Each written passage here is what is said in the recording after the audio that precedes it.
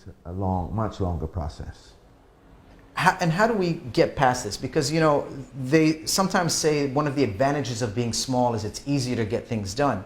But from the experience you're sharing with me, it doesn't sound to be the case at all. It sounds like we're tripping over ourselves, really. Unfortunately, what we have done, Arun, is to take over a system that comes from Europe and from the Netherlands. Yes. And we've taken over that system and kind of try to make it work here. And it doesn't really work. We're going to have to, as a new country, we're going to need to review our systems and see how we can adapt them to suit our situation. So is that beyond electoral reform also constitutional reform? Is that what that implies, or? That will imply that also, and that is also a very tedious process, because you know, changing the constitution is that sounds like a because you need the support of all the countries in the kingdom. You know, St. Martin just can't go and change the constitution.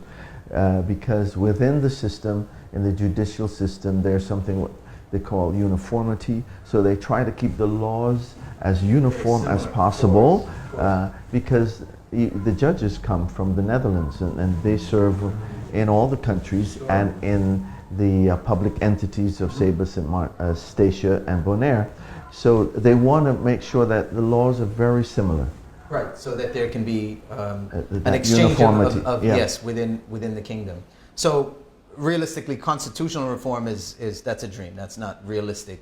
But electoral reform, how realistic is that, and how much of a priority does it need to be right now? I think it should be a priority, and what I was able to do just before I left government was to submit a proposal for electoral reform. Okay. And that was to ensure that the elections are aligned with the Constitution. That has been our problem. Where, I said in an introduction that, you know, if we're looking to change all the electoral laws at the same time, that's going to take a long process. But we can change one article at a time. Okay. And this is my proposal is to amend 2 articles in 2 laws in the election law that regulates the voting process, and then in the law that regulates the finances and the registration of political parties. So just 2 articles where you cut down the time during what we call a snap election. Snap elections don't really exist in our constitution, but the constitution says if parliament is dissolved, then within 3 months one must have a new parliament. Yes. And then, but what the electoral law, the election law, voting law does, and the other law that regulates the financing, it does not take that into consideration. It says, well, you know, the process, for example, in order to register a new party, you need to take, you know, the party needs 6 weeks. Sure. And so when you start counting those days, it exceeds the 3 months that the Constitution talks about. To be able to vote, you know, a voter needs to be given X amount of time. Let's say 30 days, and then, you know, the nomination has to take place at a certain time. And so when you follow the regular pattern of elections, though the days exceed the Constitution. And so what is needed, and this was my proposal, just to cut down the number of days, so within 3 months that it all can happen if that particular article is invoked. If Article 59 is invoked, then those particular articles would be operational. Okay. But it would still leave the door open for snap elections. Yes. Okay. It would. And can I ask, were you in favor of these current elections that we're having now? Yes, in the sense I did vote along. Okay. And that is because of the major changes and shiftings that were taking place within Parliament and the ministries, and subsequently also within government. Okay. And I felt that we're getting such a shifting that's going on that we need to go back to the people and let the people take that decision. So I heard that that explanation, I think, from the former Prime Minister, Ms. Marlin. And she was saying the reason why we need to have these snap elections is exactly that, for the people to speak, or for the people's voice to be heard. Yes. But technically, the people had spoken in 2018 with the elections, because the members of Parliament, we voted in the 15 members of Parliament. The alignment of these members had shifted, had changed, but it was still the 15 people that were elected. What do you say to that argument that says, the 15 were voted in, their support for the ministers had changed, and again, the way they aligned themselves, the coalition had certainly shifted or moved in a different direction, but the core 15 or the 15 sitting members were democratically elected. Yes, they were, but for example, if you look now in Parliament. Yes. In Parliament, we started off with 4 factions. Okay. 4 factions. Yes. We have 8 now. Okay. I didn't realize that. Okay, 8. We have 8. We have 4 independents. Okay. And then the other parties. 4. And that is very, very difficult to govern. When you have to deal with the independents and or with people declaring themselves independent. Yes, that's not what the people voted for. True, they voted. Those individuals were voted in, and a lot of times people ride in on the tails of the party, so to speak.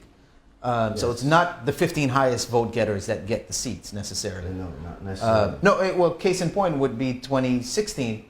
You just missed the seat, but I think you got more votes than at least 4 or 5 members that were sitting in Parliament from that election.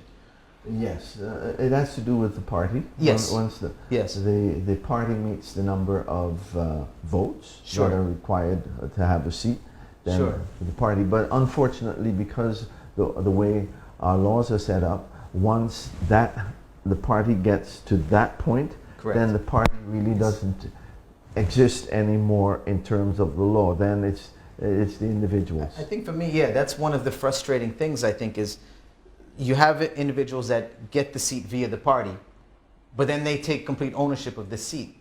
And it creates a situation now where people declare themselves independent, and the whole thing kind of crumbles within itself. It implodes. Yeah, absolutely. How do we prevent this from happening? Because this seems to be the same. It's like we're tripping over the same thing over and over again. It's 9 years now as country status, and we've seen it happen government after government. The informateurs, that was Dr. Nilnaf Arduin and Mr. Jan Boujon. After an election, the governor appoints a formateur, he appointed 2. Yes. And if you look and read their report carefully, they actually predicted that this would happen. Because they said, and their report was called More Than the Numbers. And then the point that they stressed was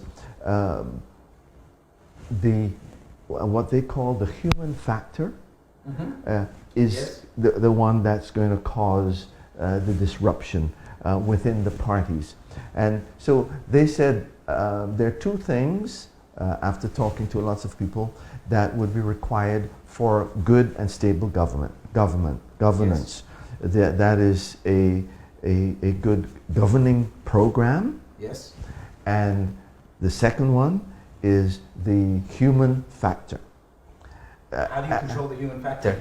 That's what they said. And they then explained the human factor for them was the different personalities. The personalities, there were two other aspects that they included. But one was personalities. And they felt, coming out of the election, when they said, looking at the various personalities, they kind of said, it's not going to, it's going to be rather unstable. So, yeah, again, I still feel confused as to the solution. The solution would be the human factor. If we can change and put self aside, and if we can begin to put the business of the people aside. I said in Parliament when I got back in, one of the first things I said, you know, if we can get statesmen back in Parliament who would be concerned about the people's business, and I said out of the 112 politicians that are vying, contesting, now if we can get 15 statesmen out of them, then we're going to be good to go in St. Martin. Right. But because personally I feel that once in Parliament, we should try to put the politics aside. Absolutely. Yeah, it should be about the country. It should be about the country. But that human factor has proven that almost to be, proven definitely in 9 years not to be the case. Unfortunately, if we don't change and get the personalities correct, then are we doomed to fail if we don't get 15 statesmen? Because or stateswomen, statespeople, are we doomed to fail if we can't get that out of? I don't even know how many people run. It's 120, 130. 112. 112 in this election. In this election. It's for 15 seats. For 15 seats. What we need to do is, I would say, because as the St. Martin Christian Party, we tried, because we ran on stability in government. Yes. Stability. Yes. And so we tried, we worked at it. Let's say even within the Council of Ministers, while I was there, we did some work on even team building. Okay. To make sure that we can function as a team, and that was very difficult also. Yes. We didn't create the desired results in the end, right? Because here we are again. Yes.